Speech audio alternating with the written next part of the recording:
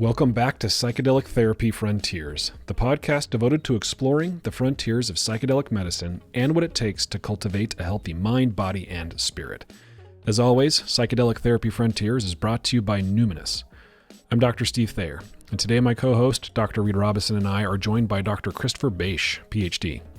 Chris is a professor emeritus in the Department of Philosophy and Religious Studies at Youngstown State University, adjunct faculty at the California Institute for Integral Studies, Emeritus Fellow at the Institute of Noetic Sciences, and on the advisory council of Grof Legacy Training. He's the author of several books, but the one that prompted us to reach out to him for this interview is LSD and the Mind of the Universe, an account of what Chris experienced and learned from 73 high-dose LSD journeys that he embarked on over the course of 20 years. In today's conversation, we explore Chris's LSD session protocol, the difference between using psychedelics for what he calls cosmological exploration versus spiritual enlightenment or even psychological healing.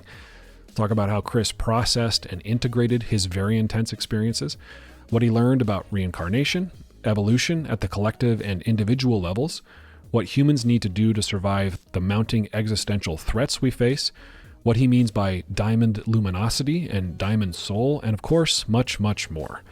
Chris's book had a profound impact on me. His disciplined, scholarly approach to psychedelic exploration, combined with his ability to articulate and teach what for most of us would be an overwhelming or ineffable experience, has resulted in a must-read, in my opinion, for anyone who thinks deeply about questions like who are we, what are we doing here, and where we might go from here. If you've ever listened to an episode of Psychedelic Therapy Frontiers and thought to yourself, I wonder where I could find good training on how to use psychedelics in a clinical practice. Well, wonder no longer. Numinous has several excellent psychedelic therapy training programs. Click on the link in the show notes or go directly to numinous.com/hour-training-selection and use the code PTF10 for 10% off selected trainings. You hear Reid and I talk a lot about the psychedelic clinical trial work that Numinous does. If you or someone you know is interested or might be interested in being a participant in a psychedelic clinical trial, you can click on the link in the show notes or go directly to numinous.com/research to learn about the trials we're currently running. If you'd like to support the show, you can do so by leaving us a rating and review in places like Apple Podcasts or Spotify. If you're watching on YouTube, please click the like button, subscribe to the channel, or share the episode with somebody you think might enjoy it.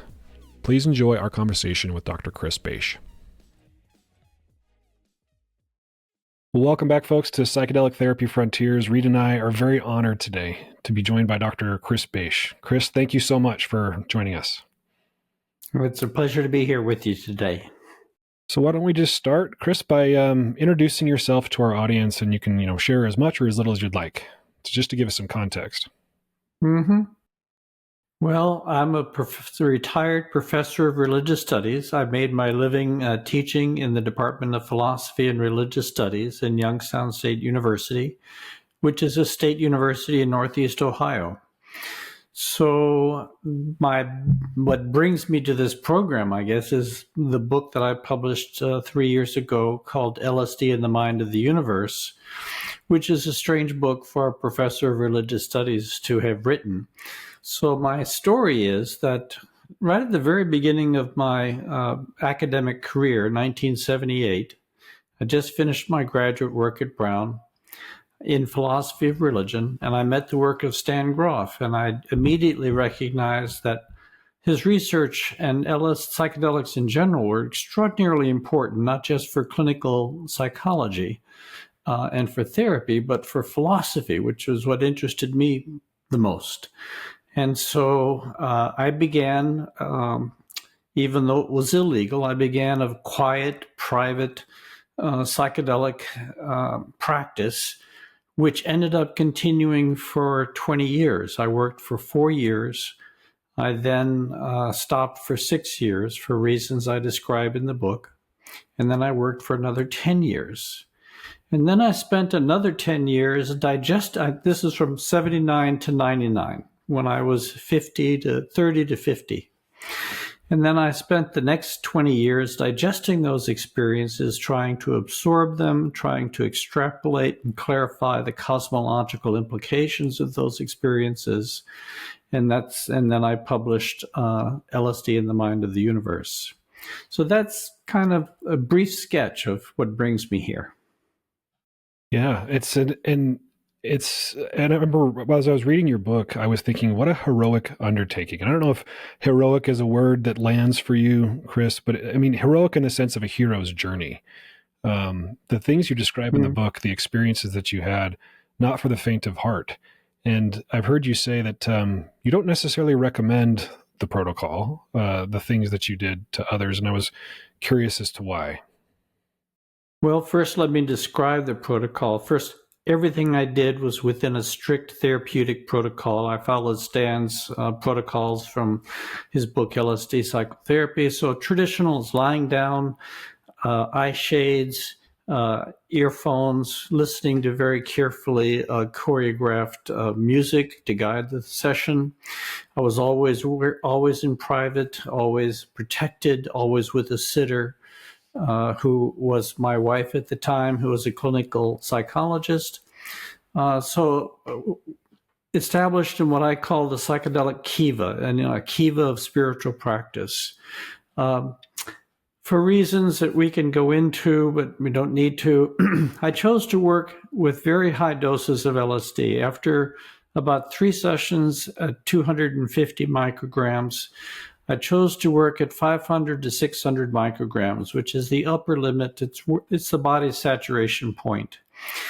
And naively, I was thinking at the time that this work was about personal transformation, even personal spiritual awakening. And all the spiritual literature described one's karma ultimately as finite, even though it may involve, causation patterns from multiple incarnations, but ultimately it's finite. So I thought of this therapeutic work as a process of clearing the conditioning of my psyche and essentially engaging and clarifying and purifying karma. And I thought if I worked with large doses of LSD, I could basically go through this faster if I could manage the intensity of the work, essentially taking bigger bites of karma in every session. Well, I found out down the road that all those assumptions I was making were wrong. This work was not about personal transformation, not working at this high dose level.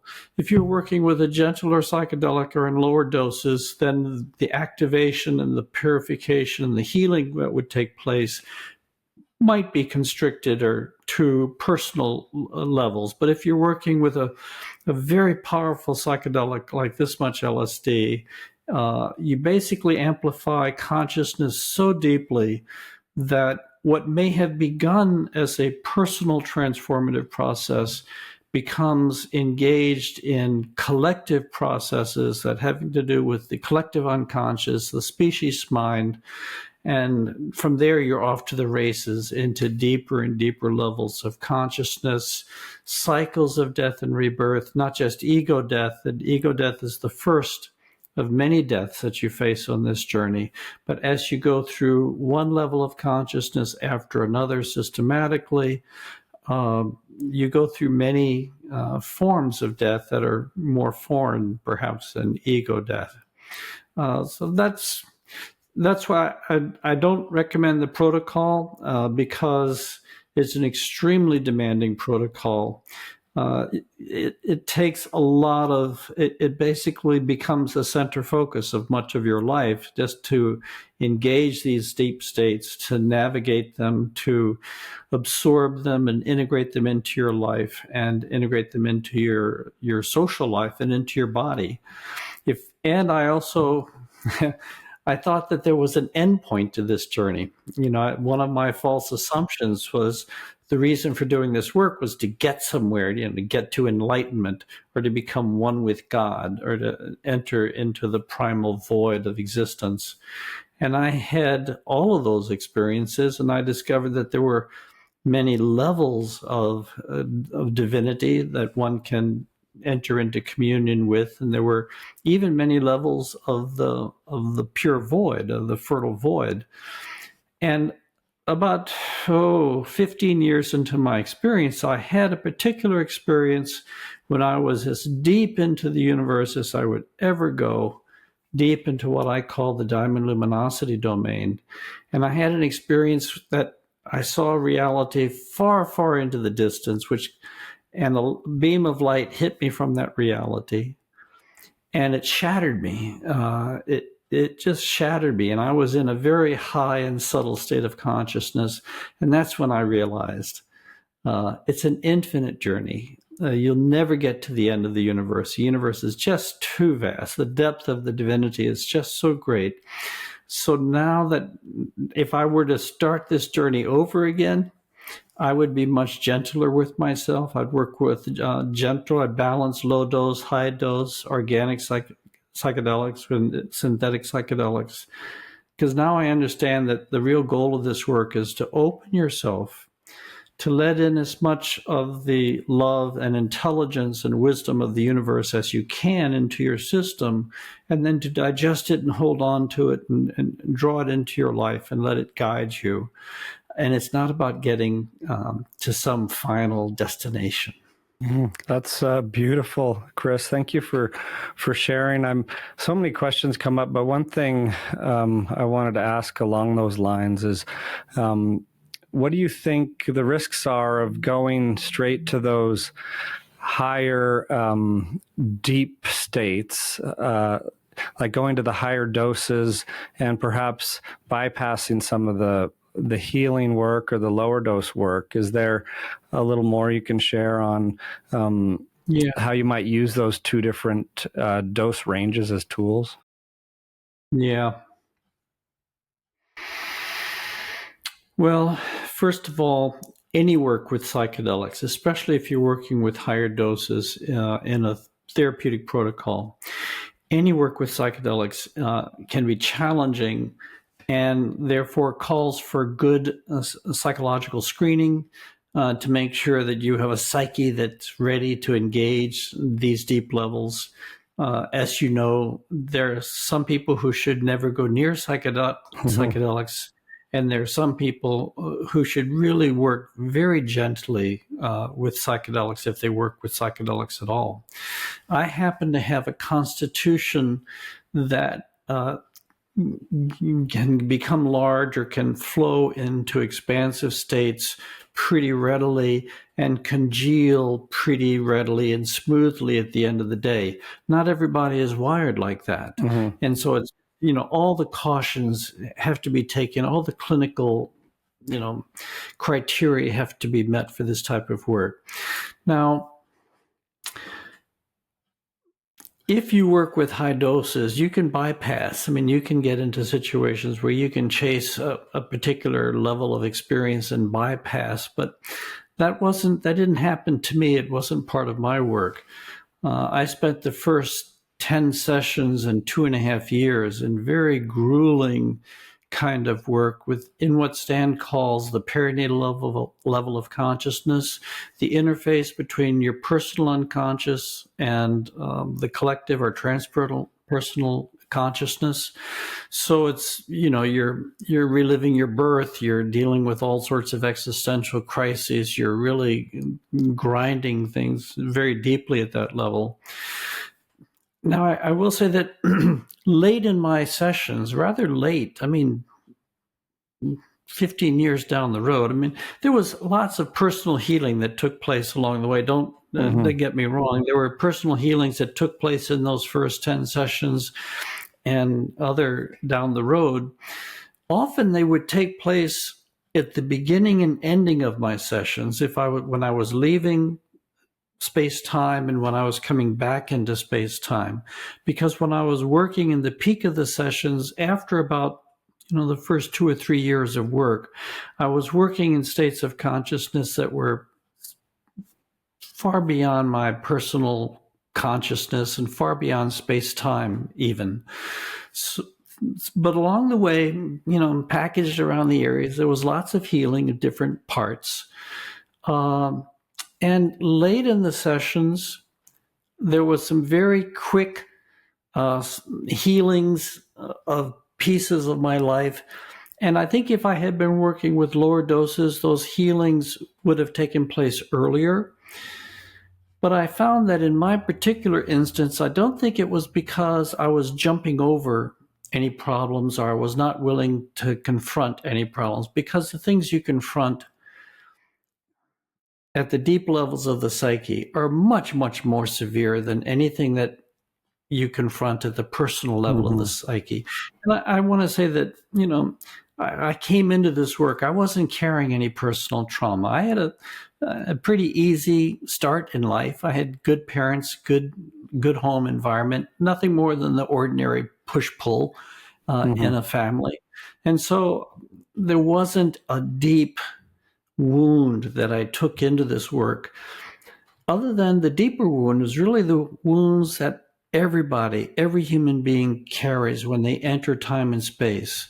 That is the wound of stabilizing within time and space and understanding why we are here. What is the whole purpose of my existence in this domain? And can I discover what my reason for being here is? And can I enter into communion with the intelligence that I believe saturates all existence? So in my particular case, what I found was that, and I have to say this carefully for someone who doesn't know my work, it may sound grandiose and I apologize for that, but I found that my personal wounds were not kind of healed until late in my work, because it was my personal wounds that anchored me in the larger fields of consciousness in such a way that it allowed me to accomplish, or to be used to accomplish, some of the healing of the collective psyche that took place in my work. And that is, it's like the way I describe it in the book, my personal wound anchored one side of a bridge, and the other side of the bridge was the collective psyche. And by having that bridge, when I went deep into awareness, consciousness, it allowed my sessions to become a conduit to pull some of the pain of the collective psyche out of the collective psyche and to transform it. And if my personal wounds had been healed early on, that ability to do that would have been compromised. And what I learned along the way is that this function, this specific function, to engage the collective psyche in a way to bring a certain measure of healing to it, was part of my soul's work. It was something that I kind of signed up for in this incarnation. And I think personally, I think there are a lot of people who are doing this type of work and have signed up for this type of work. I don't think there's anything special or unusual about my choice to do this work. It is, from our perspective, a very brave hero's journey, as Steve mentioned earlier when we were chatting. But I'm also curious about that disposition you mentioned, because it comes into play in people we work with and a lot of questions we get. How much of it do you think is nature versus nurture? How much can you cultivate as an ability to expand and hold those states without, shattering into overwhelm or getting discombobulated? Wondering if you have some thoughts on that. I'm sure you can. I mean, I know we can learn how to enter these states more skillfully. Some people have a natural aptitude for moving into them, but whatever the level of aptitude is, we practice in these states and we enter into them carefully. And if you enter carefully and process carefully and debrief carefully, we can learn how to enter these states better in future sessions. I really think integration and very careful debrief, careful recording of your session after it's over, processing it, really sitting with the content of it is really important, because it establishes the baseline for your next entry into your non-ordinary state. And so it's like a cycle, and integrating your work as you go is really important to the next step in your work. Now, I want to mention that in my work, particularly since it was being driven by such highly amplified states of consciousness. In my work, I kept as many variables stable as possible. So for all these sessions, I worked in the same set and setting, same substance, same dose, same sitter, same recording process, even the same part of the country, because any of these variables can change some of the texture. And that's not bad to change the texture, but by standardizing the variables, I think it created a container which allowed my conversation with the universe and my communion with the universe to progressively get deeper and deeper over time.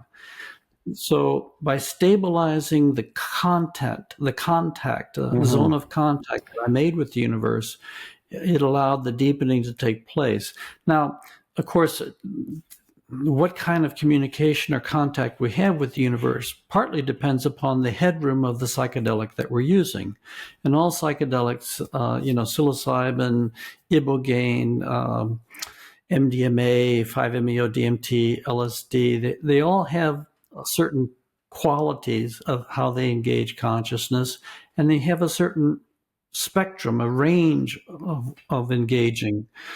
And I think one of the reasons I kept breaking through over 20 years, one level of consciousness after another, had to do with holding the posture, holding the setting, but also with the sheer power of the psychedelic that I was using. If I had been working with, say, psilocybin, I'm sure my experiences would have overlapped a great deal, but I don't think it would have had as much headroom, cosmological headroom, as working with LSD did.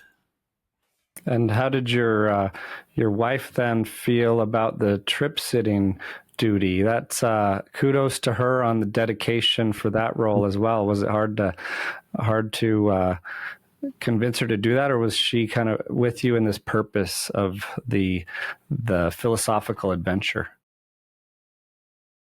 Carol did this out of love for me.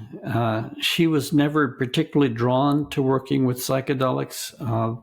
They were too much too fast, in her opinion. She's a deeply spiritual person. And we eventually, after 24 years of marriage, we separated. And we're friends, and we stay in contact with each other and with our children, particularly around our children.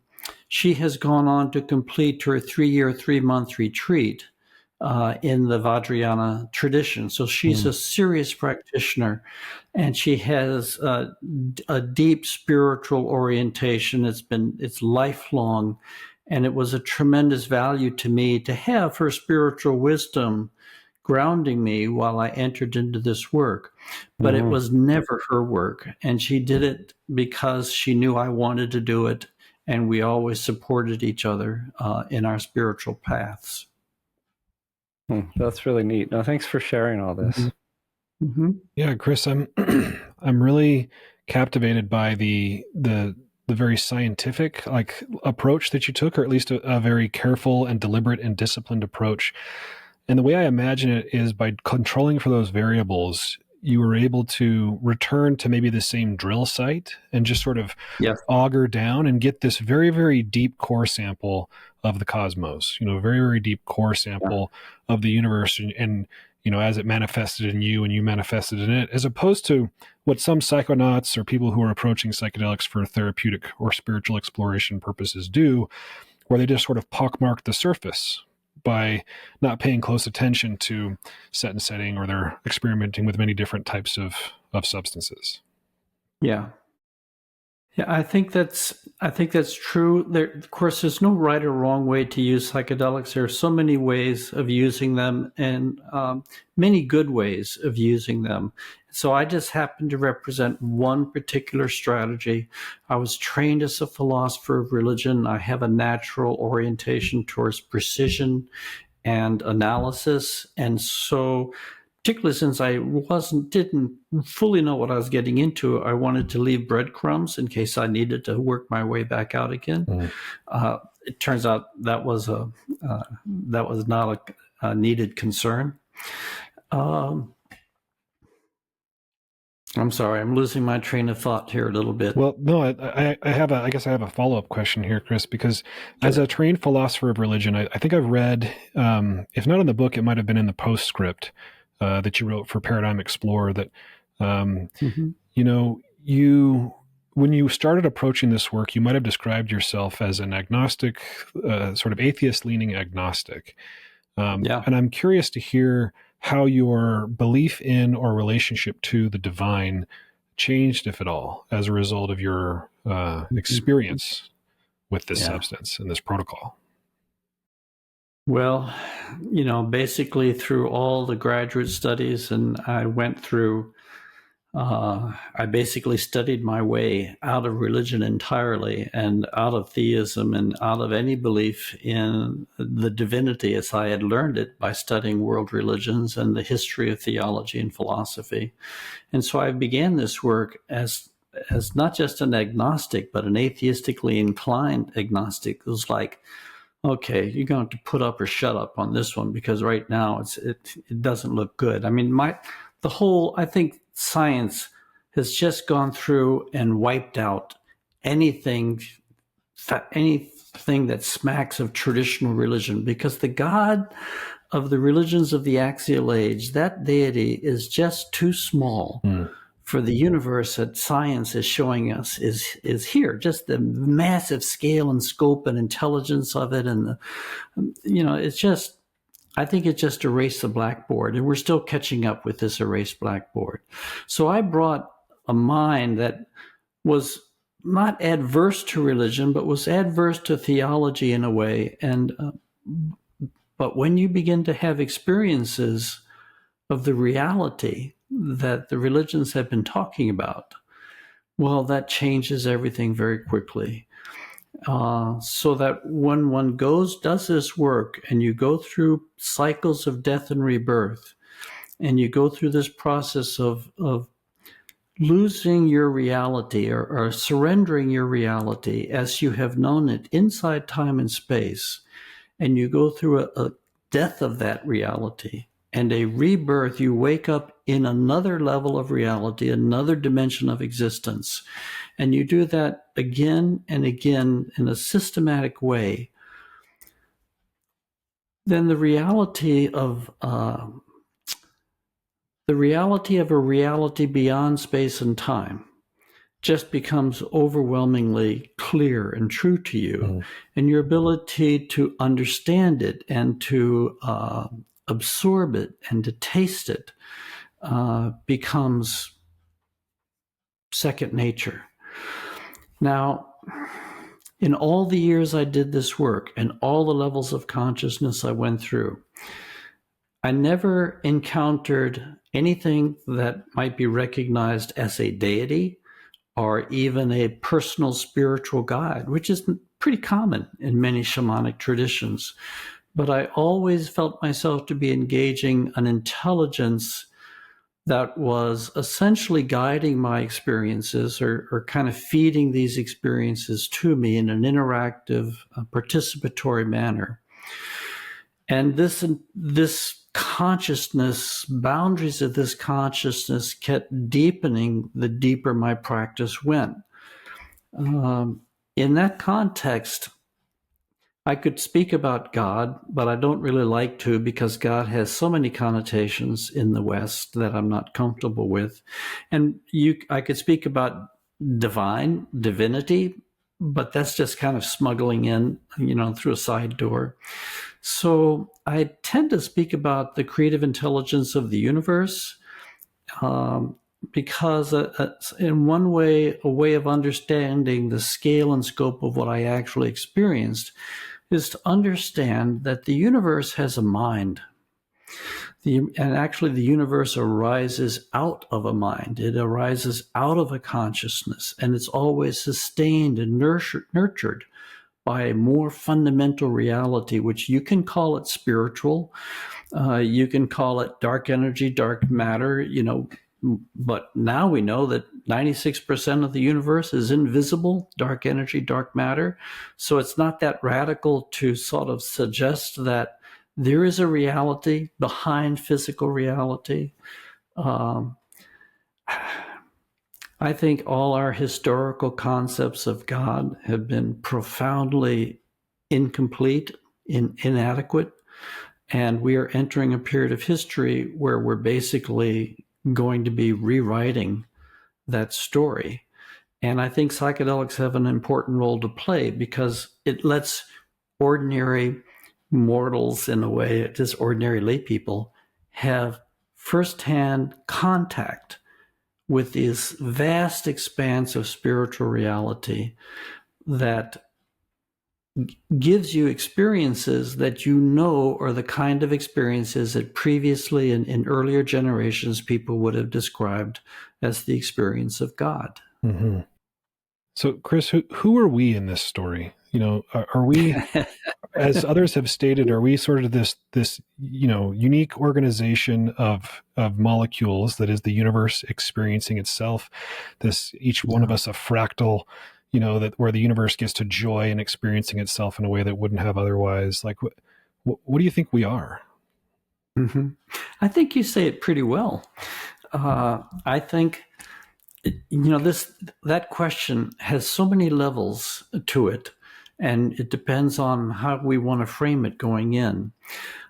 We are clearly part of the creative experiment that the universe is. We are an aspect of it. We're not separated from it. We are our nature, our body, the cells of our biology arise out of this evolutionary masterpiece. And our mind, just as our body derives from the universe, our mind derives from the universe. Now, I know in our period of history we're taught that the universe is a machine and it moves with the machine's blindness and it evolves through random mutation and genetic mutation and random variation and screening by necessity. But that's just a story that we've told, and it's not been a bad story, but it's a profoundly incomplete story, because when you sink down into the depths of your mind, you drop eventually out of your mind into deeper layers of mind, into the species mind, into a solar system or galactic mind.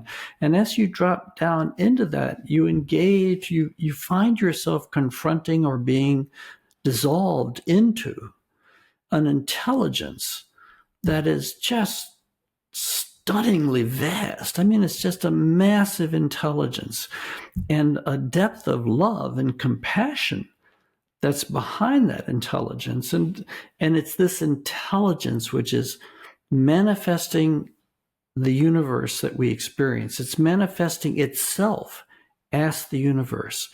And we are fortunate enough to be cells within this body of divine self-manifestation, fractally embedded in it, so that our story is part of its story is part of our story. Now, that's at one level, and then at a deeper level, if we add reincarnation into it, and of course that's an assumed, in my worldview, not because of faith, but because of the empirical evidence that we have amassed at this point in time.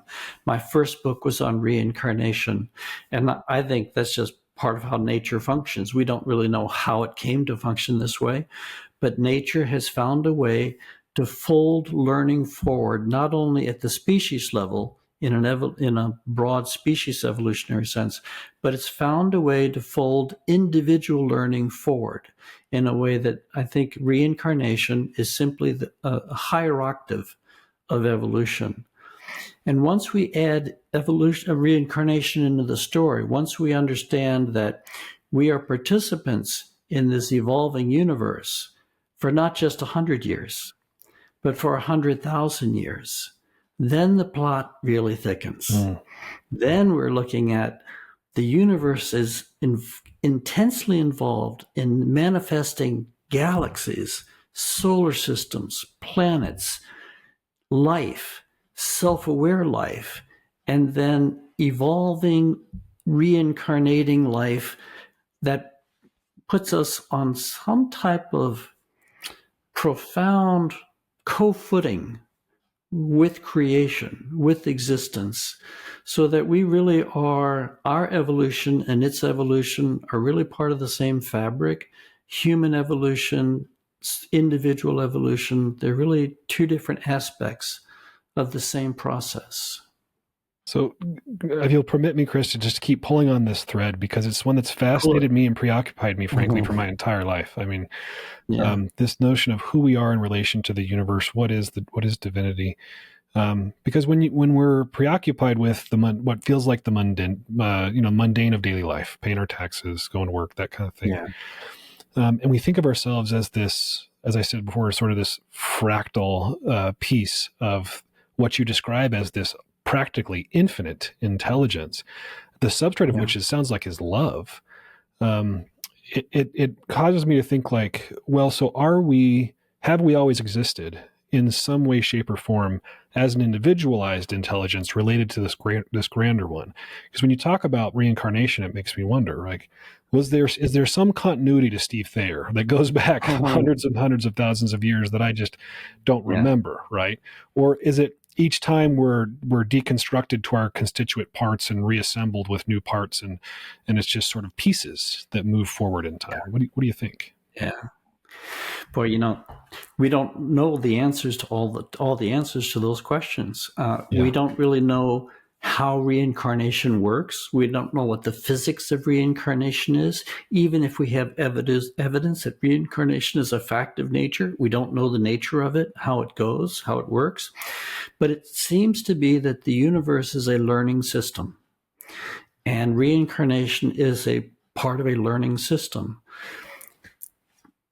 So because our consciousness did not begin with our body, but our consciousness goes back farther, we can use a concept like soul, some type of concept that holds and gathers the learning from all of the incarnations that we've experienced. How far back does it go? Two questions. How far back does it go? All right. And the answer is nobody knows for sure. But all the cultures that have believed in reincarnation say it doesn't start with human beings. It starts before human beings. How far before human beings? Well, we're not really sure. Now, my sense is that it starts when individuality begins to emerge within the evolutionary matrix. And I'll use the term evolution frequently, as you know, as you've heard, and I believe in the concept of progressive development, of progressive unfolding. But that doesn't mean I agree with the kind of standard textbook theory of what's driving reincarnation. So when I use the term evolution, I don't mean that theory, that reductive determinist theory.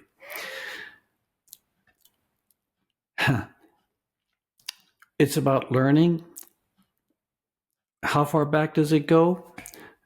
Somewhere along the way, between grasses and chimpanzees, it's hard to think of individual blades of grass having individual consciousness. We usually think in terms of broad classes. But somewhere in the evolutionary process, an individuality emerges. And as that individuality emerges, there's a learning that deepens that individuality over time. And that's when I think reincarnation becomes possible. Classically, they look to animals that are, lower down the mammalian change, but somewhere in the animal life form. But wherever it emerges, the next question is, what are we underneath these evolving changes? And I think the answer to that is that takes us down into a deeper level underneath the soul. And we ask, well, what is the essence of the soul? What is the essence of our individuality? What's the essence that makes this evolving individuality possible? And there, I think we find the same answers in psychedelic work that we find in the classic mystical traditions, classic high spiritual traditions, and that is the essence of the individual is the essence of the divine. The essence of the one is the essence of the totality. We are, in essence, derived from the divine, sparks of the divine. We've been sort of teased out of the unitive matrix of the divinity and been given the privilege of individuated existence, which then is polished and refined and deepened over thousands and thousands and thousands of years of going back and forth between spirit and matter, spirit and matter, spirit and matter, taking us onto a developmental process.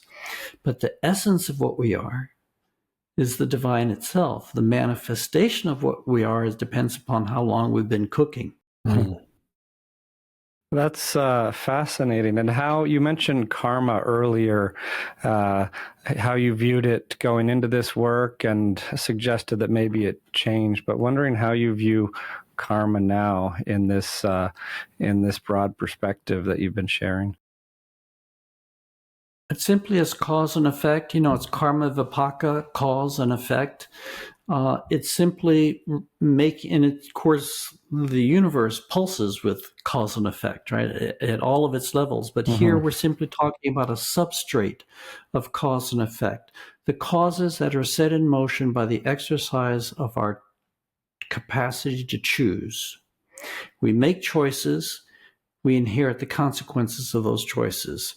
In that new context, we make new choices, and then we inherit the consequences of those choices. So if we've been smoking 2 packs of cigarettes every day for 5 years, we're not free to not want that next cigarette. But we are free to begin to set in motion a series of choices that can free us from that addiction to those cigarettes. So we're constantly making choices. We inherit the consequences of those choices. One of the ways in which my thinking has changed over the years since writing Life Cycles, my first book, is that I have a much deeper appreciation of the synergistic relationship between individual development or individual karma and collective development or collective karma. I think that we have a tendency in the West to over-personalize the concept of karma, to really kind of tell the story of the individual soul maturing over many lifetimes and reaching enlightenment or whatever. And I think our species is evolving, pulsing every 100 years, right, in reincarnation. And there is a collective learning process taking place, which our individual learning process is part of. And so the boundary between collective learning and individual learning is porous. And I have much more respect or sensitivity to the collective karma that I might have previously seen as personal karma. Yeah, wow. And earlier you mentioned the role psychedelics might be playing in this kind of evolution of consciousness these days.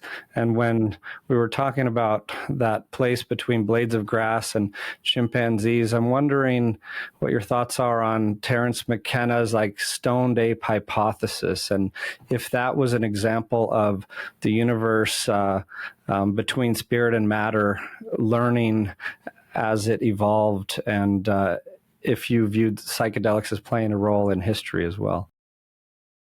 Terence's hypothesis there is interesting, isn't it? Yeah. And I don't have an opinion on that. I don't have any new insights to add to that. I hold it as an interesting hypothesis.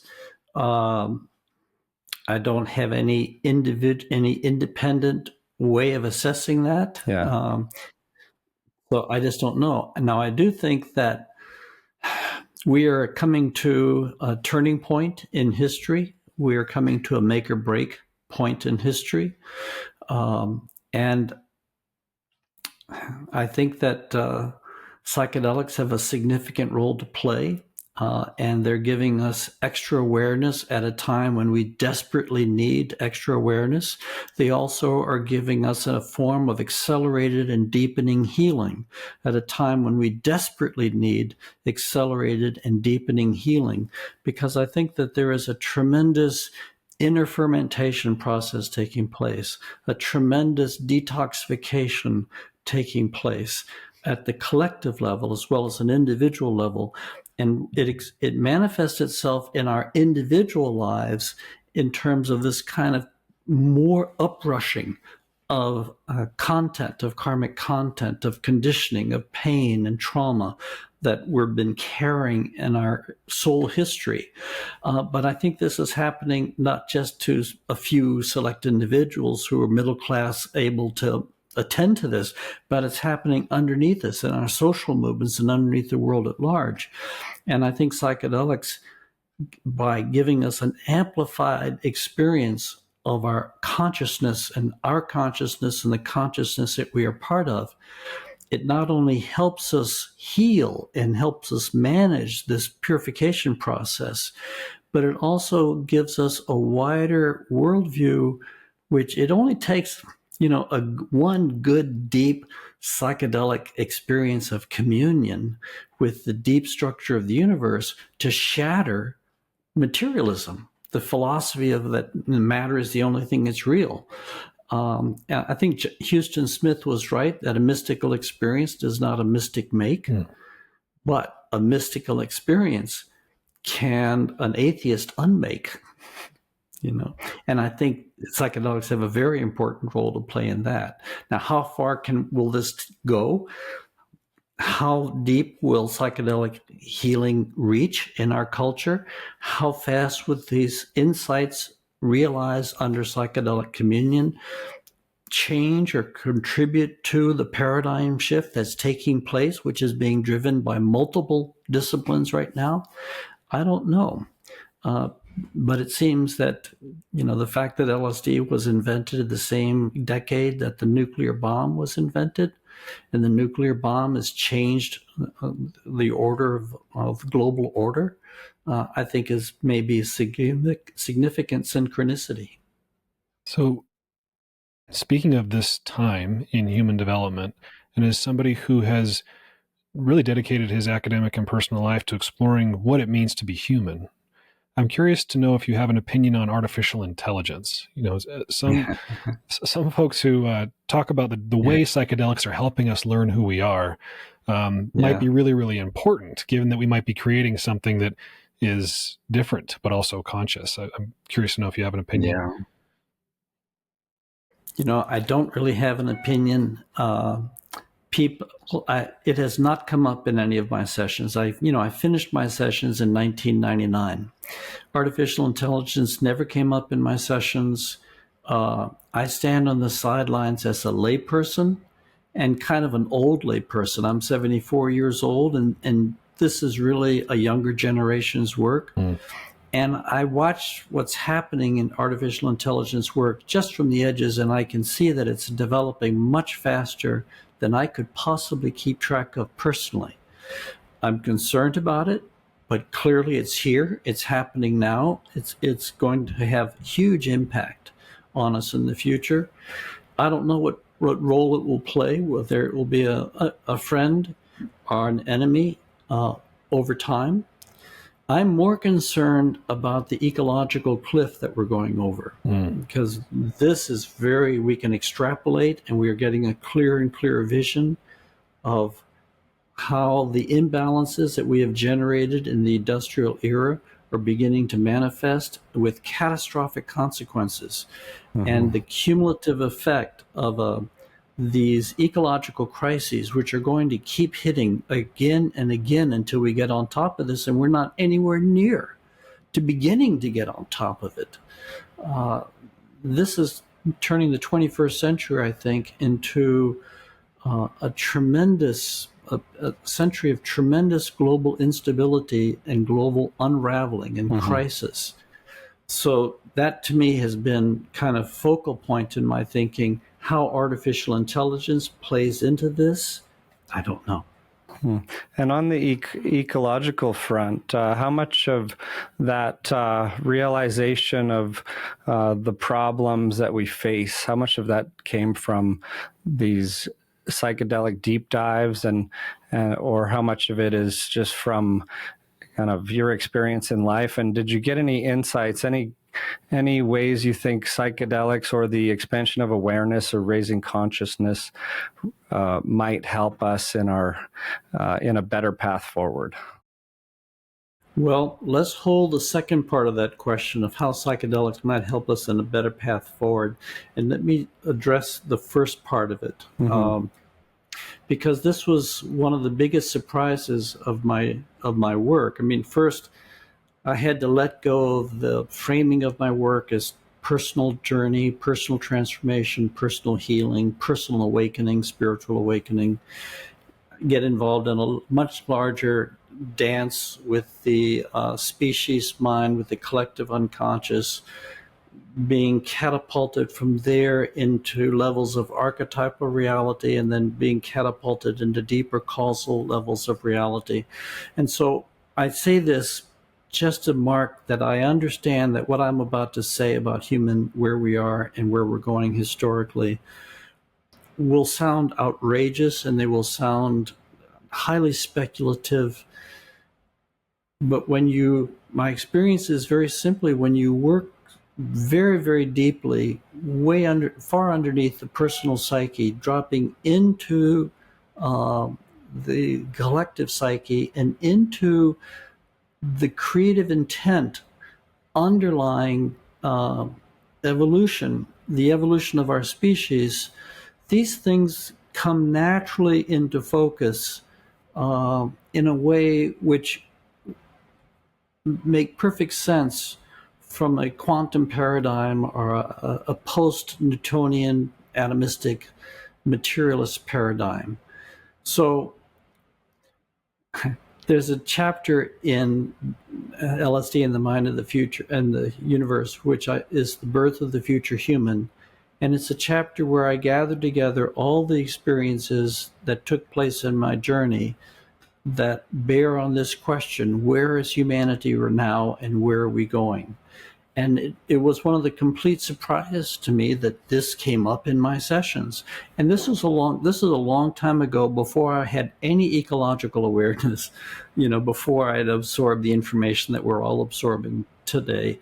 These visions took place between 1991 and 1995. So, a long time ago. I was completely naive about hitting our environmental limits, hitting our ecological limits, the crisis that was building in our culture. What began to happen is, tucked in around the edges, here and there, I began to be given visions of where humanity was in its evolutionary saga.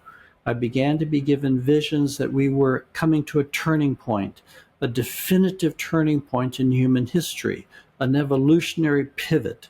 I began to be given visions that we were entering a magnificent period of human history where there was just tremendous blessings coming to us, a period of profound transformation, that the future of humanity would be radically unlike its present and its past. And there was some fundamental process that we were undergoing that was taking us there. But for the first 3 or 4 years of this, I was given these consistent visions of a future, but was given no indication of how we would actually get there. How was nature going to pull off? Because you look around us, it doesn't look very positive, guys. I mean, more people are at the shopping mall than they are in transformative weekend workshops. Violence is escalating. How are we going to make this transition? And then in 1995, in December of 95, when I was very far along in my psychedelic work, I had entered a stage of work that I call the diamond luminosity material.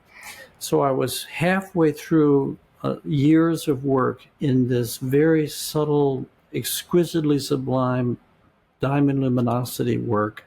And in the middle of that, in a rhythm when I was expecting to be taken back into the diamond luminosity, instead, I was dissolved into the species mind. And in that context, as the species, I went through a process, or I experienced a death and rebirth of the human family. I experienced a profound unraveling of life as we had known it, a profound challenging.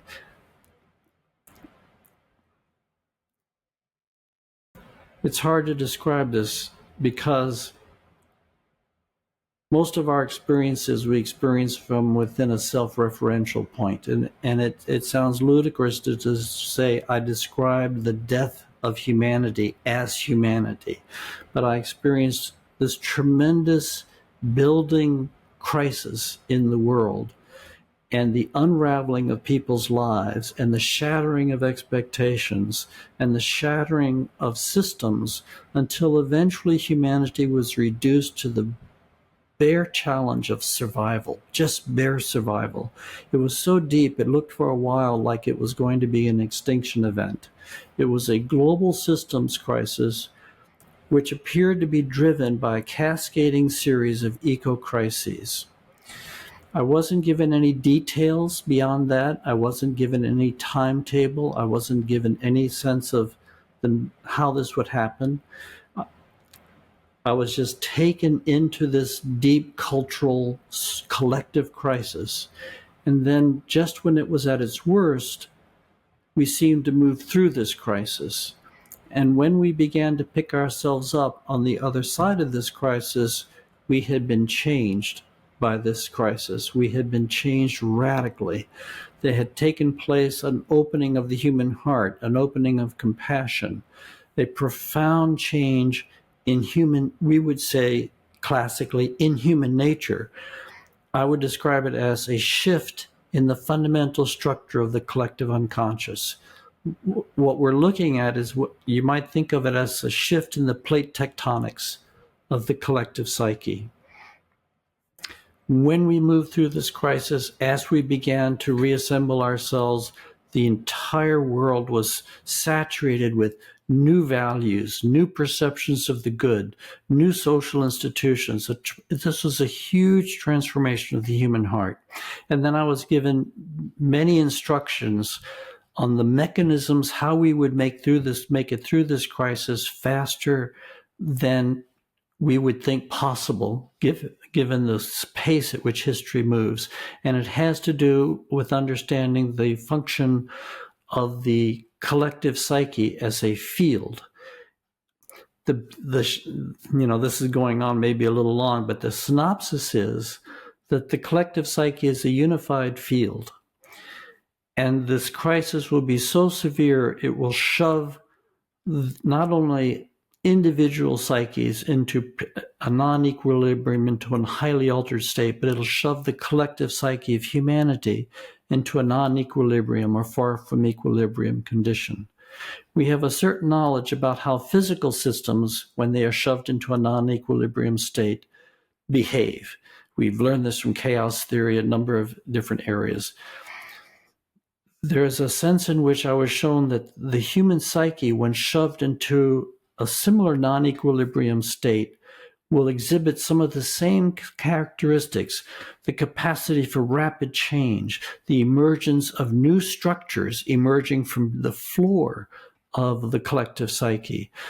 That small iterations, small changes can produce dramatic outcomes. The bottom line of this is that we were going to be moving through this crisis much faster than we would think possible because of the severity and the negative impact this crisis was going to be having on lives all around the world. Subsequent sessions in the years following, I was given the experience moving into deep time again, it's moving beyond linear time, experiencing what I call the future human, experiencing the archetypal form of humanity. And I experienced this being as an extraordinarily beautiful being, just a magnificent being. This being is in some ways as far beyond us as we are beyond our earlier Homo erectus cousins. A being with a massive heart, a healed heart, an open mind, and not just a transformation of our heart and a transformation of our mind that opens up all sorts of possibilities, but actually a transformation of our sensory experience. We tend to have a mechanical understanding of our theory about how senses work. But I was given the experience that the more consciousness is consolidated in our body, the more refined our sensory experiences can become. And so I had an experience at the very end of my journey of my vision 100 times sharper than it is in ordinary consciousness. And so the same applies to our hearing and all our other senses. So this is a pivot of a radically transformed human species, of a radically opened heart, radically open mind, and a radically augmented physical capacity. Right.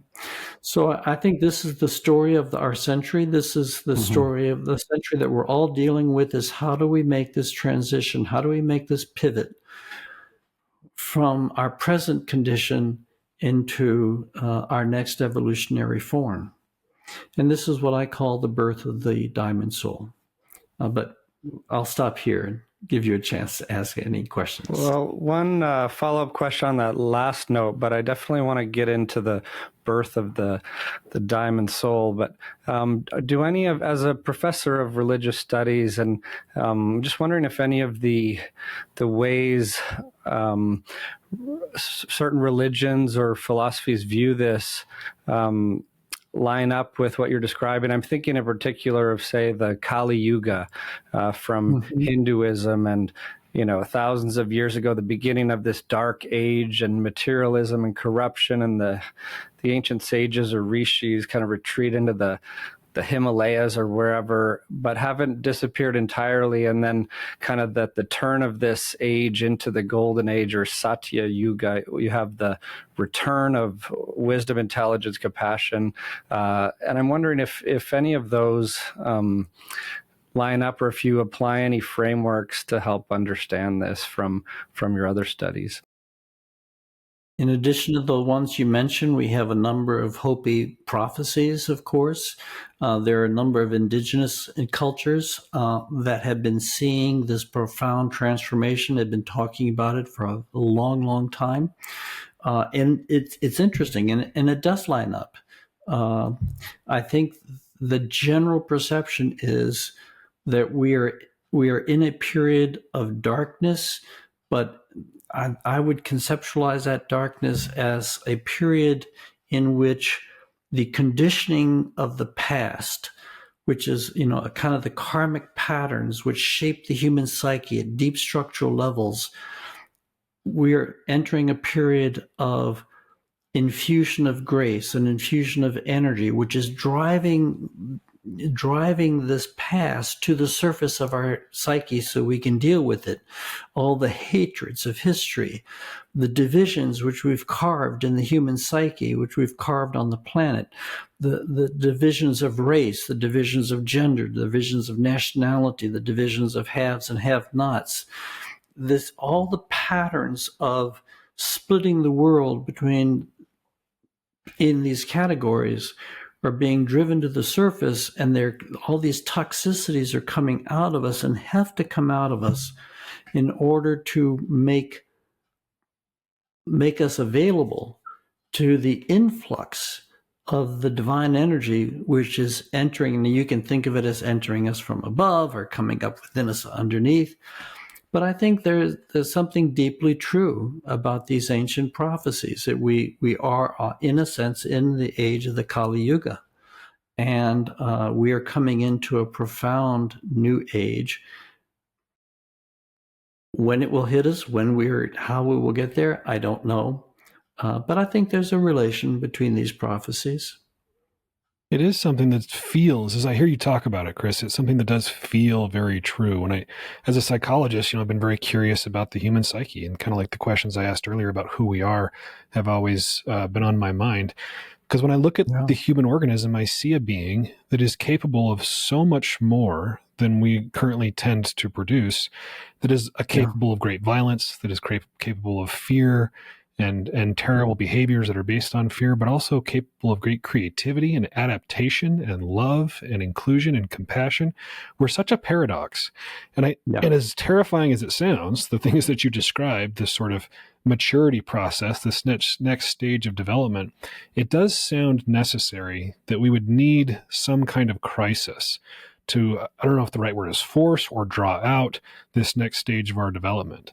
And I look at my own psychedelic experiences and those of my clients and others that I've read about as almost an exercise in existential crisis, right? It's almost like going through a refiner's fire to kind of burn away the dross so that the purity of what you really are can come forward. But back to our conversation about integration, I think because of how intense that can be and how confusing it can be really hard to make use of in sort of our imminent life, right? Day-to-day life. Yeah, it can. It really can. What happens, I think, is that once we get into this work deeply, we suddenly realize we're playing on a different playing field than we had thought we were playing on before. And it's a much bigger game that's afoot. And it's not about our own personal life and personal transformation, but we are involved in historical processes of enormous import. And so if you're going to engage the deep psyche, you're kind of going into the deep end of the pool. You're going into the deep water. And the deep water is moving very fast right now. And there's a tremendous kind of bubbling taking place. And everybody has a certain tolerance for being able to handle the complexity and the intensity of what's taking place at that very deep level. So when we come back, we need to not only record as carefully as we can what is the nature of our visionary experience, but then we really have to take care of ourselves as we try to integrate those experiences. I'll tell you that it took me a year to recover from that experience, that session I told you about, the birth of the future human, that collapse, the death and rebirth of humanity. It took me about a year to really recover from that and to sort of stabilize that. And even then, I mean, for the years that I've held that vision,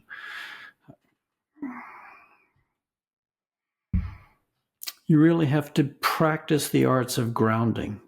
If you're going to go deep, you better be well grounded in all levels, physically, emotionally, psychologically, and socially, with your peer groups, because it's a demanding process that we're involved in. Now, my sense is, my understanding of how reincarnation works is we get to choose the life that we incarnate in.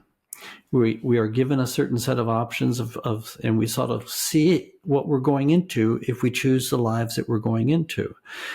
And that means, I think, that every person here on this planet has chosen to be here in the form that they are. And that means that all of us have chosen to incarnate at this very demanding time in history.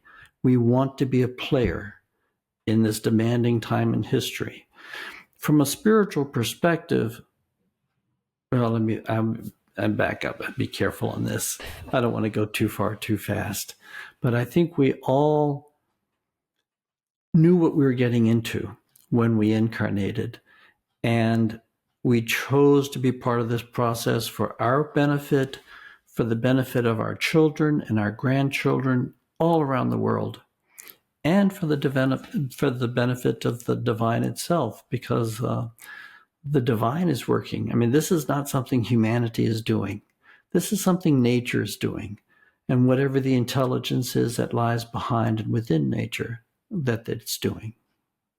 You know, this has always been a question I've had about this notion of choosing to incarnate.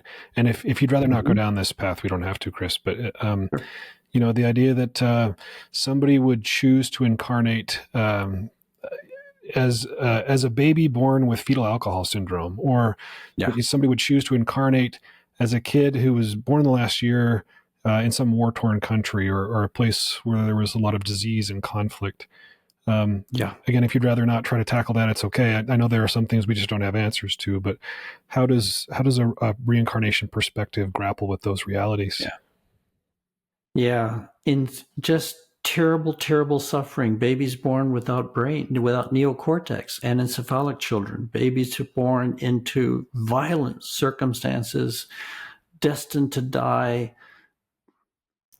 after a very short life with terrible pain, how can we possibly assert that there is intelligence, let alone compassion, behind in such a universe? And I think in order to see the wisdom and to see the intelligence, we have to look very deep. We have to look deep and we have to look wide, because on the surface, life is a mean son of a bitch, and life is cruel and vindictive, and it's just filled, it's decimated by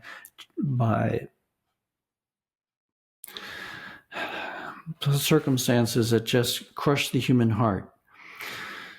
From a reincarnational perspective, the awareness is that our life did not begin with birth, and our life does not end at death. That our life is part of a larger story. Why someone would choose a life that involves so much suffering is maybe an impossible question to answer from inside a time-space perspective and from within an individual homocentric perspective. In order to perhaps glimpse some of the larger patterns of life, we really have to open up into a very large perspective, an evolutionary perspective, a spiritual perspective. I think the most important thing to be aware or to understand is that all of our suffering is conserved and used, and all human suffering is experienced by the divine. There is no divine outside of human suffering, watching us suffering, doing something that's making it possible or not possible. But everything that humanity suffers, everything that the animal kingdom suffers, the spiritual world suffers at very deep levels. So, yeah, I mean, if we are as we talked about before, the universe experiencing itself, it's not just the people with awesome lives that the universe is experiencing, right? It's every instantiation of the universe, every life, the ones that suffer and the ones that don't suffer as much. And I address this in life cycles. Human suffering brings us to our knees, and I don't think we have an adequate understanding or explanation of it. In my experience, when I have been drawn into this larger overview, and when I have experienced the intelligence behind this process, I have found myself trusting beyond what I can understand. And I trust because of the quality of the being that I encounter that's behind these circumstances. So I can't understand all the pain behind all this, and I can come up with any number of kind of partial and incomplete theories for how this stuff works or how it goes. But in the end, I think we're ultimately brought to our knees in trying to understand it intellectually. But if you experience the love and wisdom of the universe, then it gives us confidence that there truly is a logic to it. And I want to say, the universe is a hard taskmaster. And, when you look at pictures of Kali, the destroyer, and she's a liberator of brings about enlightenment, but she brings death and destruction in one hand and enlightenment at the other. These things go together. There is nothing easy or gentle about the love of the universe or the love of the divine. It is a fierce, fierce place that we are part of. It's a very, very demanding world. But the question is, does the universe, in a deeper sense, is it paying attention to our pain? Is there a way in which, by engaging our pain as conscientiously as we can, does it lead to our own development in the long term? And is the universe listening to us as we are in pain? And I think it is. I think it is an intentional process, even though I can't answer your question satisfactorily. Well, it was a beautiful answer, and I really appreciate you taking it and trying to answer that question, Chris, because I certainly feel like I'm on my knees And I think I read somewhere, maybe this was you or someone else, but that the divine, as you've described it, is something that we can experience but not necessarily comprehend. And that concept has actually brought me quite a bit of peace as somebody who's, a self-described truth seeker, really, really wanting to understand things, thinking that would give me some kind of assurance that everything would be okay, or help me understand what I should do or shouldn't do, kind of a typical experience of somebody who's looking for the answers. So permission to not know all the answers is quite comforting. Yeah. And Chris, do you have certain people you count as teachers, or like your philosophical and spiritual perspective and leanings now? I'm thinking of that question that, I hope we can get into next, of how does one proceed on a path of exploration like this wisely? What are good preparatory philosophies and spiritual frameworks and systems to check out or try on, perhaps? Yeah. Well, I had the benefit of being a professor of religious studies, and so I spent a lot of my life, my professional life, teaching courses in comparative mysticism, in Buddhism, in introductory courses in Eastern traditions and Western traditions. And so I got to study a lot of the masters and learn their stories, and they were always my kind of guidepost. The great masters, the great spiritual beings were always, even though my work was not focused on spiritual awakening, we haven't talked too much about that, but still the great masters were my touchstones, and I tried to hold myself accountable to them as I conducted myself in this unusual spiritual practice. Indigenous cultures, I have tremendous respect for. I have not academically studied them. I have a, kind of a layman's reading of a number of books and a respect for them. And I really appreciate that people who are undertaking this type of work, it's very beneficial to do it under the tutelage of an experienced teacher, of a guide, of someone who can help them process what they're experiencing. That hasn't been my particular destiny, my particular work. I've never had a teacher. I've never been advised by an elder in a psychedelic community in this way. The only teacher that I've personally had has been the universe itself, and she has been a fierce and a loyal teacher. She's broken me down, ground me up, spit me out, and beat me severely. And she's also held me and blessed me and loved me and taught me more things than I ever imagined were possible. When we do this type of work, it's foolish to do it alone. These were my circumstances, and I had the constitution to survive it, and I had the companionship of my partner, who was a very wise spiritual woman who helped keep me grounded, and I had the advice of the elders that I was studying in my courses.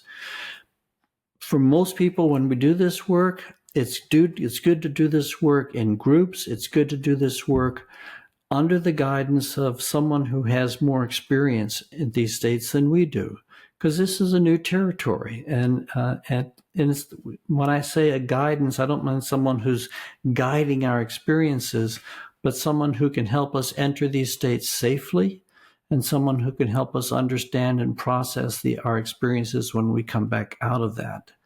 And I think it's important to have people that we can talk to. This was one of the burdens of my particular journey, and that because I was working in isolation, because it was all illegal, I could not bring it to the office. I could not bring it to campus. I could not talk to my students about it. I'm a teacher. I love to learn and share, and I'm a gabber.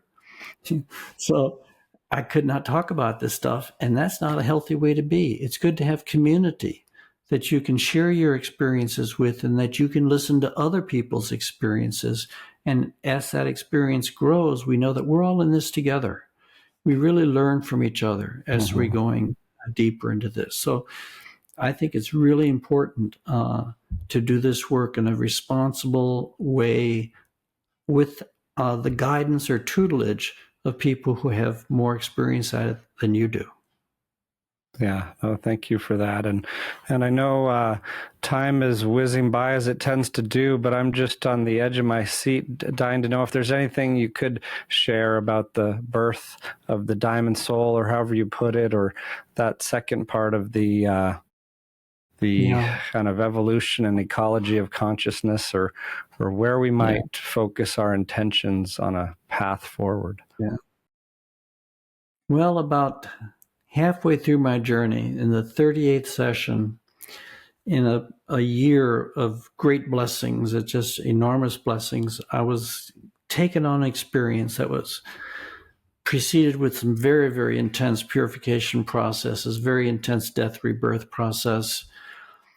And at one phase in this journey, I had the experience of all my former lives coming into me. I mean, I had done past life therapy before. I was familiar with about a dozen of my past lives. I'd already written the book on reincarnation, so I was comfortable with the idea of reincarnation. But I began to experience my former lives coming into me, and it was like winding a string around a kite spool.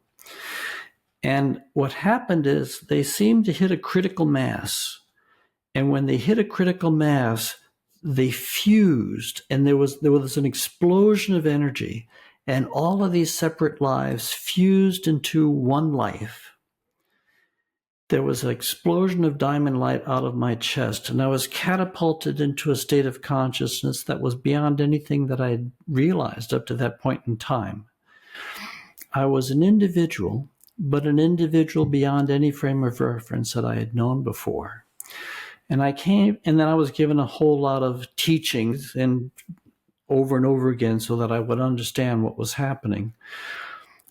And this came to be, it changed my whole understanding of how reincarnation works and where it's taking us.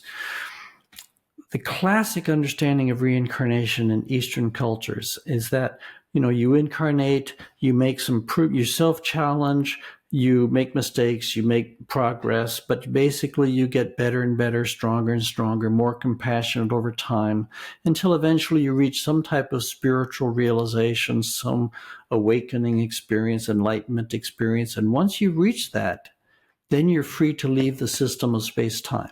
So it's an up and out cosmology, and all the religions of the axial age of the last 5,000 years are all up and out cosmologies. So you achieve salvation, or you achieve enlightenment, and then the fruition comes in an off-planet spiritual paradise. My experience in my sessions, the teaching I received in my sessions, is that is not an adequate description of what's happening. That's a first stage approximation that humanity made when they began to have sufficient depth of experiences, that they began to have contact with spiritual reality. They began to understand reincarnation. But it's stopping halfway. I think what I was shown in my experiences was that humanity is not simply evolving one lifetime after a lifetime after a lifetime, making small incremental improvements in our quality of the soul's existence. Sooner or later, all of our lives come together inside our physical existence. Now, we die, we expand into the soul, we incarnate into our narrow egoic experience. We die, incarnate into the soul, we incarnate in an individual lifetime. We know the soul in between our lifetimes, but if we keep this incarnational rhythm up long enough, and I have my students sometimes do this as an exercise for 15 minutes, we're doing this each lifetime, expanding out. Sooner or later, the soul wakes up inside our physical existence, and this is what I call the birth of the diamond soul.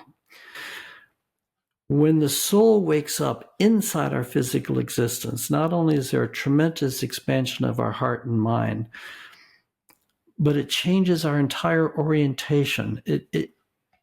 We focus on the long-term vision, the long-term good, the wide good, because we have, in a sense, an intuitive awareness of all the hundreds of people, thousands of people we've been in relationship with through history. We have been every race. We've been every religion through time. We've been up and down the economic ladder. We've had all the roles in history possible. So when all those lives come together and wake up into a singular consciousness, it radically changes one's perception of what's taking place, who we are, and where we're going. I think when people ask, what form will the future human take? And we're exploring this with all sorts of science fiction, what the form of the future human will be. But I think it's really much more simple than that. We have been developing and gestating the future human for hundreds of thousands of years. Reincarnation, we've been gestating the future human through reincarnation for hundreds of thousands of years. Gestation is long. Labor is short and intense. I think we are entering a period of history of labor. And I think we are desperately trying to grow into the largest, deepest, richest version of ourselves. And that is the diamond soul. I think the diamond soul is being born in history. The diamond soul is the form that the future human would take. And imagine if the entire species went through this process. Not just a few, Christ and the Buddha and Muhammad and a few saints privileged here and there, but if the entire species went through this transition, that they awakened spiritually to this deeper identity that's been gestating inside of them all these years. What an extraordinary species that would be. And what would that species, what an extraordinary history that species would create. I think we've reached a point in history where we simply cannot run this planet out of egoic consciousness. We either grow up or we go extinct. And extinction is a tremendous evolutionary accelerator. So I think personally, I think this crisis evolving this century is going to take us to our edge. But my experience is that we do make it through this crisis. I've experienced the future human as a task to be actualized and also an accomplishment that has already been realized. So from my personal perspective, I deeply believe that we will make it through this crisis. We will make it through the developmental challenges. And when we do, and we're looking back over human history and our individual soul history, we will recognize that everything, all the pain we suffered, all the hardship that we went through to get to this place, it's been worth it. It's been worth it. We're giving birth to a new child in history, and it will be worth it. Chris, I am finding myself feeling very grateful to you for your life's work, for your willingness to share it. I'm glad that you decided to come forward and share with, all of us, not just your students, that you had to, do so almost covertly just by living the difference, but also now through your written work, through coming on podcasts like ours. It means a lot to me personally, and I'm just so grateful for your willingness to come on our show. It's an honor to have this discussion with you, gentlemen, and it's an honor to share these ideas and this teaching with your audience. It truly is. Thank you, Chris. This has been such a delightful honor and pleasure. So we'll cherish this conversation. Thank you for your generosity in sharing with us. Thank you for your work, gentlemen. Thank you for the healing you bring into the world and the insight you're bringing into the world. And Chris, is there anywhere in particular you'd like to point people, a website, any of your current work? Where can they find out more about you? They can contact me through my website, chrisbache.com. It's a website in need of an overhaul, but it's there. And I have posted, things I've written there. And but I'm all over YouTube. Various podcasts and talks I've given are on YouTube. They can find, if if the articles, the things that I've written are not on my website, they'll be on academia.edu under my name there. All my articles are published there. So all the most important things that I've written are available, and they can reach me on my website. I'm not doing any structured teaching at present. I may be doing some retreats in the near future, but those are still in the planning stages. Right now, I'm just doing some talks here and there at conferences, maybe some retreats being coordinated by some of the people I've been working with individually. But basically, I'm just following the work out into the world. I really don't have an agenda right now. I'm responding to where the book takes me. People read the book, they get interested like you, and I'm just following it out. Well, a Chris Bache retreat sounds awesome. I'll put it on my bucket list, and I'll be looking for it. And we'll link to your website and places where people can find your work on our episode show notes. Again, thank you so much, Chris. You bet. Thank you. Psychedelic Therapy Frontiers is brought to you by Numinous, a mental wellness company committed to tackling the global mental health crisis by delivering best-in-class psychedelic-assisted therapies, contributing to the body of primary and clinical psychedelic research, and fostering healing through community connection and social responsibility. You can learn more about Numinous at numinous.com. That's Numinus.com. If you enjoyed the show today and you want to support us, here's how you do it. Rate and review the show on platforms like Apple Podcasts and Spotify. Subscribe to the Numinous YouTube channel, like the videos, and share it. Share the show or clips of the show with someone that you think will enjoy it. The content of this podcast does not constitute medical advice or mental health treatment. Consult with a medical or mental health professional if you believe you are in need of mental health treatment.